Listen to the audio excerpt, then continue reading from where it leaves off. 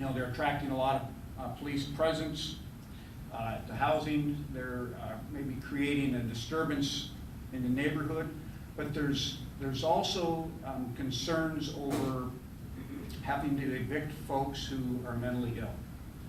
And a lot of the landlords don't want to do that. But something will happen, either the meds, either they'll go off meds, or some type of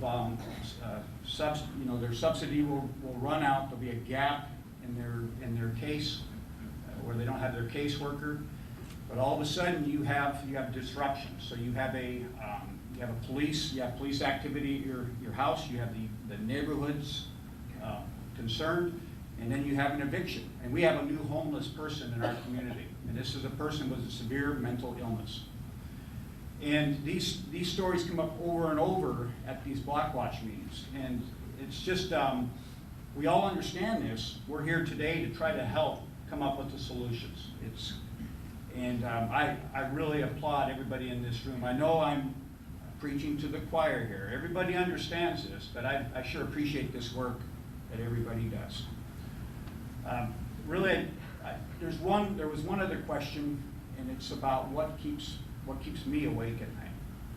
And I think back to not only my representation of this downtown district, but I also think of my walk to work every day from over on the 600 block to Pennsylvania Avenue. I walk, across a couple streets, and I walk through Kiwanis Park, and I go to work. I've been doing this for years. So not long ago, I saw a young man. He was a middle-aged teenager.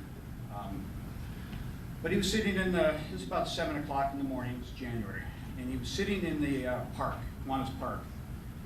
And he was sitting just like I am now, but his hands were crossed and his head was down.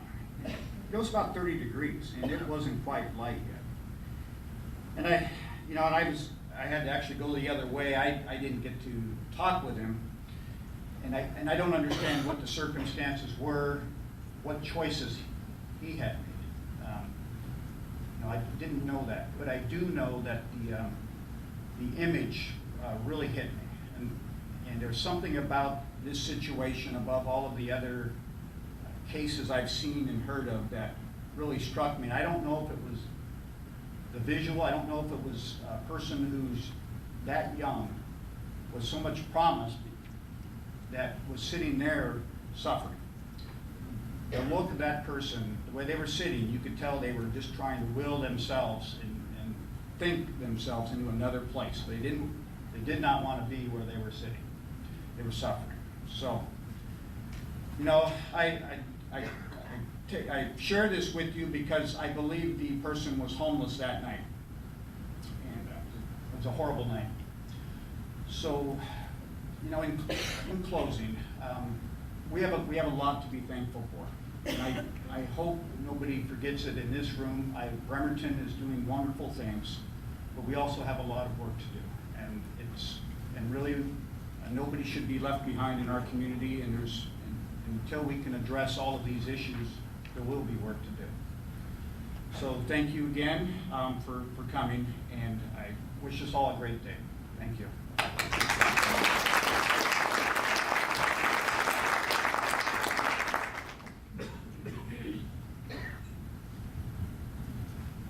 Greetings all, I'm Elliot Gregg. I'm president of Kitsap Credit Union. And before I share my similar remarks, I first of all want to thank the commissioner and Charlotte and Greg for participating today, and for all of you that are participating on panels today. Your contribution makes this session valuable. And this is my one opportunity to particularly call out to Kathy. And Kathy, if you'd stand up, please. We recognize you've already spoken once, but we want to recognize you.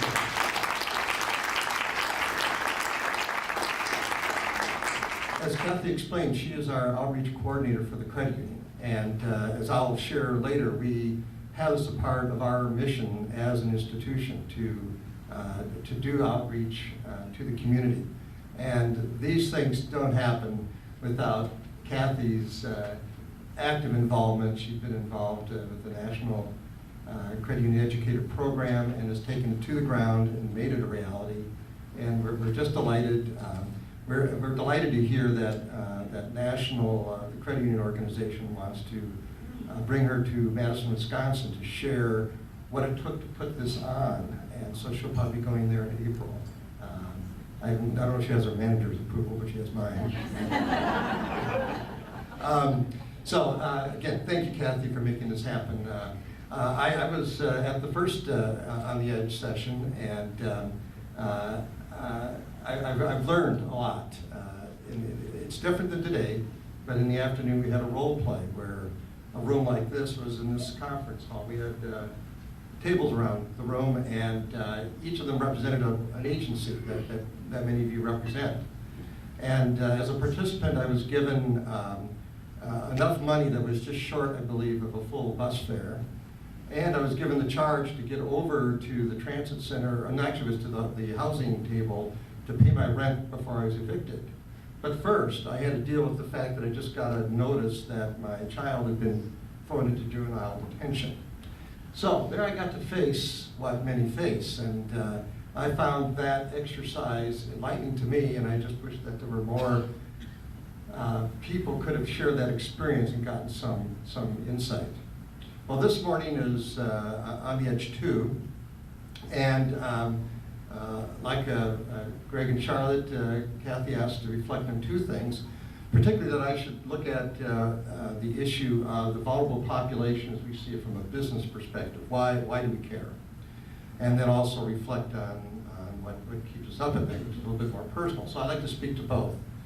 And first on the business side, yeah, this may sound cold or whatever, but truly, you know, from a business point of view, you can look at the value of and I'm not saying this pejoratively, of a productive person versus an unproductive person, a person who has a job versus someone who does not have a job. Someone who has a job is performing a function that has value to someone. It can be to an agency, it can be to a business, it can be to a consumer. And that role contributes positively to society, whether it be just that contribution or even, in many cases, a contribution in tax to our collective efforts.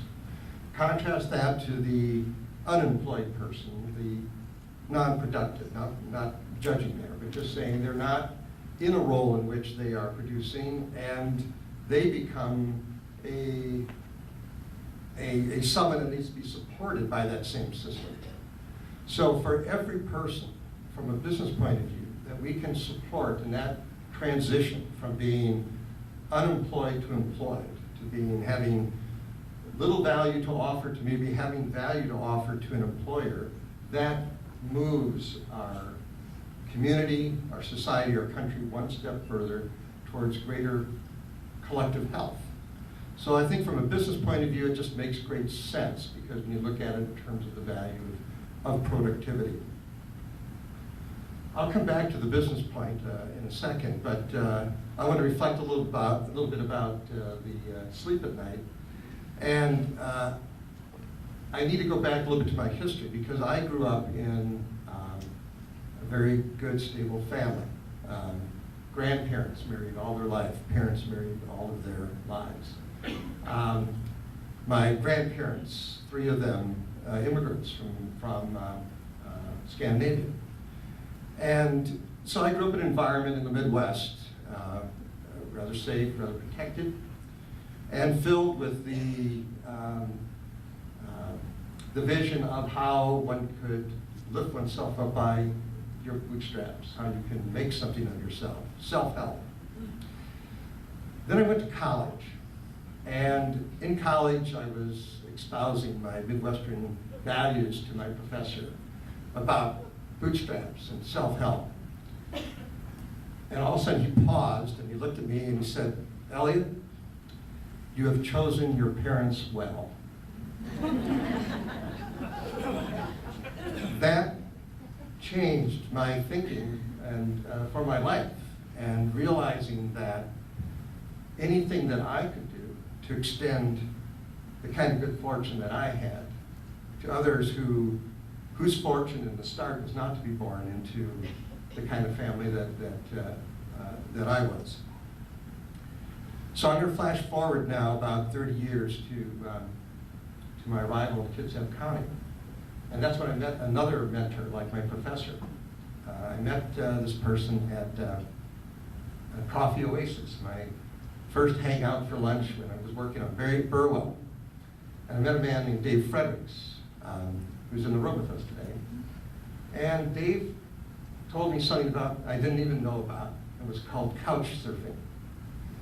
And we'd been involved in Bremerton High School and established our branch there, and were very strong promoters. And I never realized as I walked down those halls and past all those kids that there were a certain number of those kids who at the end of the day had no house to go back to.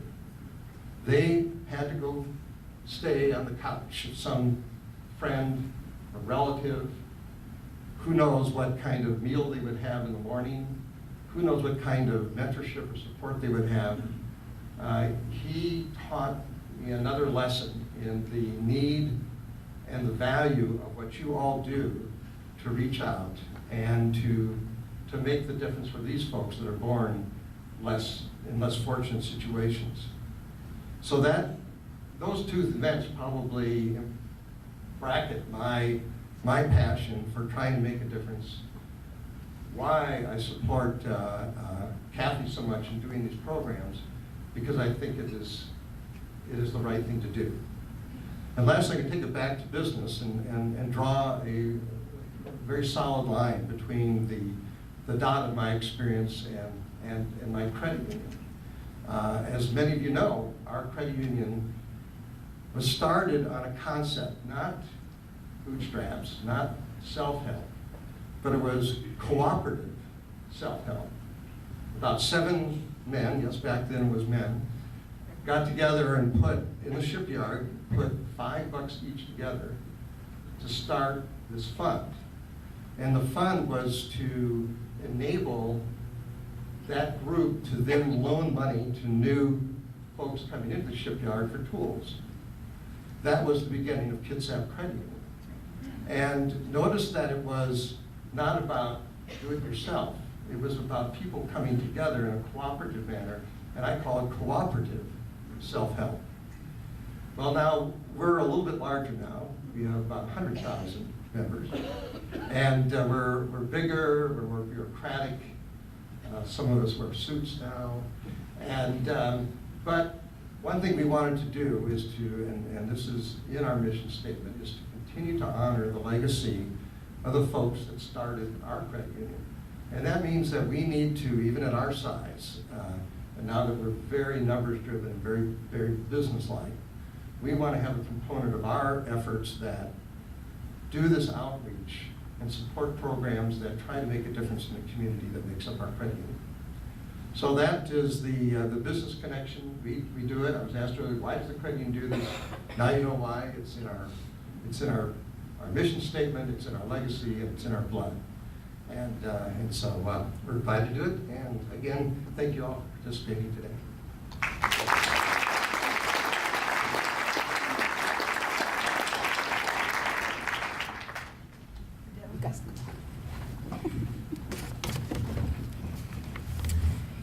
Thank you each for your comments and your contributions to this community. That was great to hear. It really gives us some good things to start thinking about for the day. I'm guessing that most of us here probably don't really fully comprehend the full scope of the housing and poverty issues that are facing our community on a daily basis, and that's why we're here. So I've asked Linda Streissguth, our newest Kitsap County Commissioner, to give a state of housing address for us today. Appointed in January of 2014 to represent the citizens of Central Kitsap, Commissioner Streissguth brings with her comprehensive knowledge and experience for many years of collaboration with government, nonprofit, community, and businesses. She also served on the Bremerton Housing Authority's board for 6 years. As the committee's chairperson, she initiated a rebranding and marketing effort for the organization, a long-range strategic plan, and oversaw development during some very critical years as they transform the old West Park housing area into the beautiful and thriving Bay Vista area that we see today.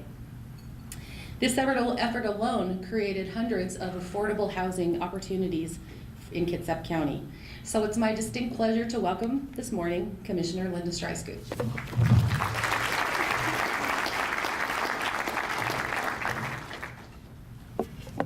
Thank you, Kathy, and I'll echo the thanks of the other speakers.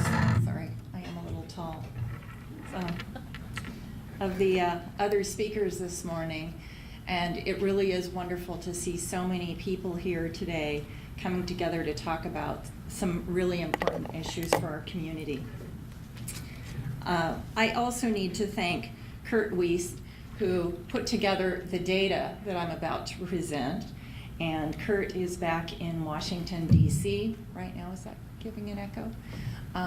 Actually at the NARROW conference, that's the National Association of Housing Authority and Redevelopment Officials. This week is Housing Week on the Hill, and he's back there advocating for resources. And so he is in a very important role back there, and I'm here in front of you today presenting some of this information.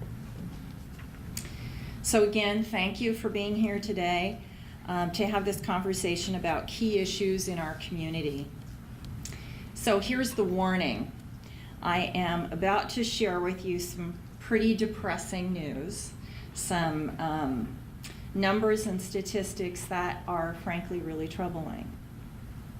I ask that you stay focused with me for the next maybe 20 minutes or so. This is going to be a little rough, and we are going to look at a lot of numbers that are indicators in our community.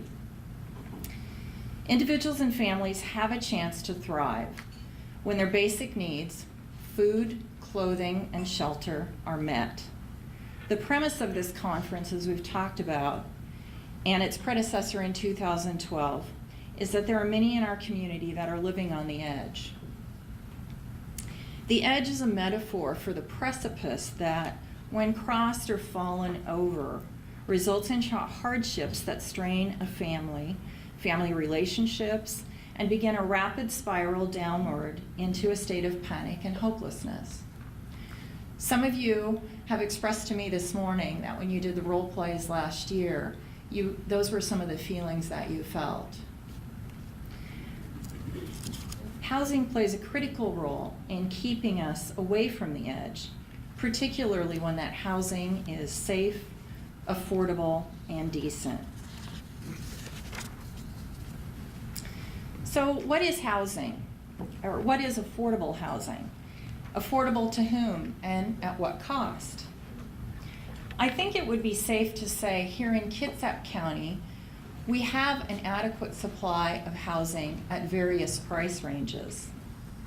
The federal government defines affordable housing as an amount that does not exceed 30% of a person's gross income. For someone working full-time or 40 hours a week for minimum wage, which I'll remind everyone in the room, that's $9.32 an hour, an affordable rent would be $485 a month. The average apartment rent in Kitsap County is $806 a month. And to make that average rent affordable under HUD standards, they would need an annual gross income of $32,000 a year. The reality is, affordable housing is out of reach for many. There are many reasons for it. It could be a lack of adequate and stable income, a lack of education or job skills. Those are things that can lead to unemployment or underemployment, thus reducing income and options for affordable housing. A lack of, behaviors such as drug or alcohol addictions also have a significant impact on income and the stability to find and maintain adequate, affordable housing. We have seen a shift, and this is a national shift, but it's also one we've seen here in Kitsap County, towards renting rather than owning a home. The renters' share of U.S. households climbed from 31% in 2003 to 35% in 2013. While renting is common among young adults, more than 1/3 of the renters we see are aged 35 to 54. After the Great Recession began in 2008, the share of renters paying more than 30% of their income rose to 50%. Nearly 1/4 of our renters have an annual income of $15,000, which means housing can cost no more than $375 a month to meet that HUD standard I mentioned.